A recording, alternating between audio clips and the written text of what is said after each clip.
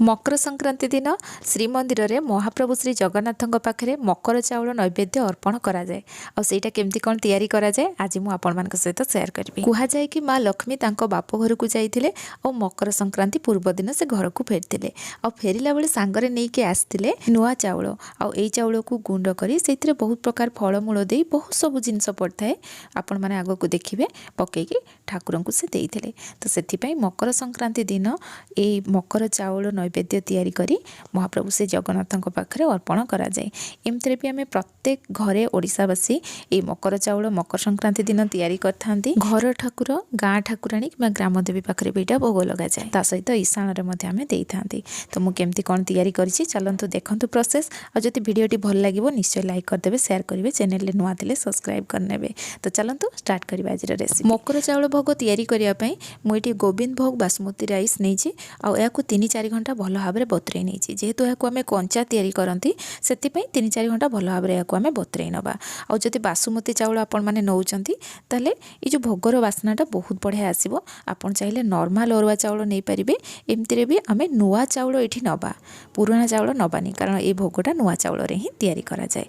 तो ये चाउल को आम प्रथम ग्राइंडिंग करनबा आम पानी दबानी एक्सट्रा पानीटा बतुरई जोटा से बाहर करदे आ पानी न देकी क्षीर देकी आम ग्राइंडिंग करवा। ये देखो चाउलर टेक्सचर यहाँ पूरा पेस्ट हैनी किंबा पूरा फाड़ फाड़ होइकी रहीनी हाथ को खदड़ा लगुच। तो यही टाइप आम चाउल को ग्राइंडिंग करवा। एबे आम यापाई गोटे मसला तैयारी करवा से मुझे गोलमरिच नहीं गोलमरिचर क्वांटिटी टिके अधिक रखा और फ्रेश एमती गुंड करके ही पकेबा हेले तार टेस्ट बहुत बढ़िया आसीबो। एबे आम इथरे गोटे लवंग पकेबा और गोटे अड़ेईचर मंजी को आम नबा तार चोपा नबानी। आपन चाहिए ये गुजराती नहीं पारे जेहेतु मु श्रीमंदिर रे जेमती भोग तैयारी करा जाए से प्रोसेस रे तैयारी करछि ना मुझे गुजराती पकोनी कारण महाप्रभु श्री जगन्नाथ को जो भोग अर्पण करा जाए से गुजराती पड़ेनी जेहेतु आम घरे तैयारी करछंती आपण माने चाहिए ये गुजराती पकई पारे। आ जितेबाला मसलाटा आपण माने तैयारी करेंगे इथिरे गोटे पिंच खाइबा कर्पूर देकी ये मसला सहित ताकू मध्य गुंड करदेबे। मु आगो को पकईछि किंतु आपण माने मसला सहित ही गुंड करदेबे। एबे चलंतु भोग तैयारी करबा। भोग तैयारी करिया पई एठी मु नेइछि प्रथमे महू गुड़ घी क्षीर आउ दही ये सब जिनस को मिसेकी आम पंचामृत तैयारी करथांती कारण ये गोटे गोटे सब अमृत। प्रथमे आम पंचामृत तैयारी करवा तापर ये सब जिनस को आम ऐड करवा। तो सब जिनस मु मिक्स करनेली महू गुड़ मुझे जी देजी आगो को ये गुड़ पकड़ापी पड़ोनी। तो प्रथम आपड़ जी मीठा खाया पसंद करती से अनुसार ये गुड़ देदेवे एमती भी आगो को आम ये खुआ पकईवा। तो आपण मैंने देखिकी मीठा रखिए। तो ये आम चाउल को इधर ऐड करवा आठी मु 400 ml क्षीर को खुआ तैयारी करनी थी। तो ताकू प्रथमे हाथ में आम गुंड करनबा कारण यहाँ गोटा गोटा होगी थाए तो मिसई देकी आम ये ऐड करवा। खुआ पकईले भोगर टेस्ट बहुत बढ़िया आसीबो। और श्रीमंदिर रे जो भोग तैयारी करा जाए यही सब जिनस पड़ी थाए बोली भी तार टेस्ट बहुत बढ़िया आसे।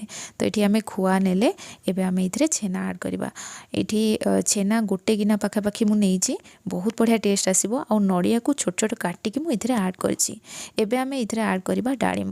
तो आपण छेना डाळिंब कटा नड़िया कि नड़िया कोरा सबू जिनसर क्वांटिटी आपण टिके कम बेसी करके भी पकई पारिबे।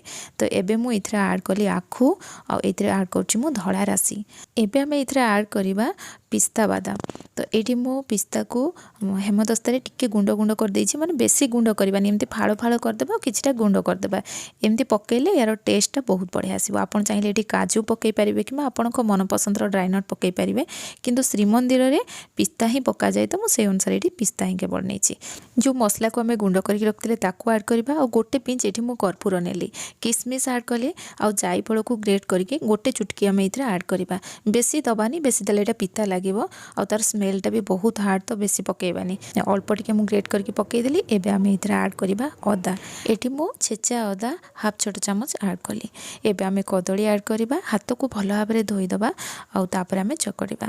तो कदली को आम मिसई दबा हेले यार टेस्ट बहुत बढ़िया आसीबो। आगो को आम कटा कदली पुणी ऐड करवा किंतु गोटे कदली इतरे आम जदि चकड़ दबा यार टेस्टटा भल आसीबो। तो सबू जिनस को आम भल भाव में मिक्स करनबा। तो ये सब जिनस भल भाव चकड़ी नहीं। एबे आम ये आड करवा नड़िया कोरा आप प्रथम भी आड करेंगे मुझे आड कर चामच रे भल भाव मिक्स करनबा आउ कंचा क्षीर आड करवा पानी तो आम प्रथम ही देना क्षीर आड कले यार टेस्टा बहुत बढ़िया आसो। तो आप केतिकी बहलिया रखापी चाहूँगी कि पूरा सुखा सुखा रखापी चाहूँगी से अनुसार आप ये क्षीर आड करेंगे। एक्चुअली तार टेक्सचरटा तो ये ही रुहे से मुझे रखी आउ ये क्षीर दबानी देखो यहाँ भल भाव मिसी जाइए। आम ये किसी फ्रुट्स आड करवा तो ये आपण को मनपसंद फ्रुट्स नहीं पारे मुझे नहीं आपेल अंगूर माने 2 प्रकार अंगूर नहीं ब्लैकटा और आमर ग्रीनटा जोटा कदली को पुणी काटिकी नहीं ऑरेंज नहीं तो सब जिनस आम मिक्स करनबा ए भल भाव ये आमर रेडी हो जाइए मकर चाउल नैवेद्य कि मकर चाउल। तो आपण मैंने मकर संक्रांति रे ए उपाय निश्चित भाव में थे तैयारी करके देखूँ बहुत बढ़िया टेस्ट लगे। आज वीडियो केमती लगे कमेंट सेक्शन में जनइबे भल लगी निश्चय लाइक करके जी पुणी आसबि नुआ रेसिपी नहीं कि से पर्यंत रोचे धन्यवाद।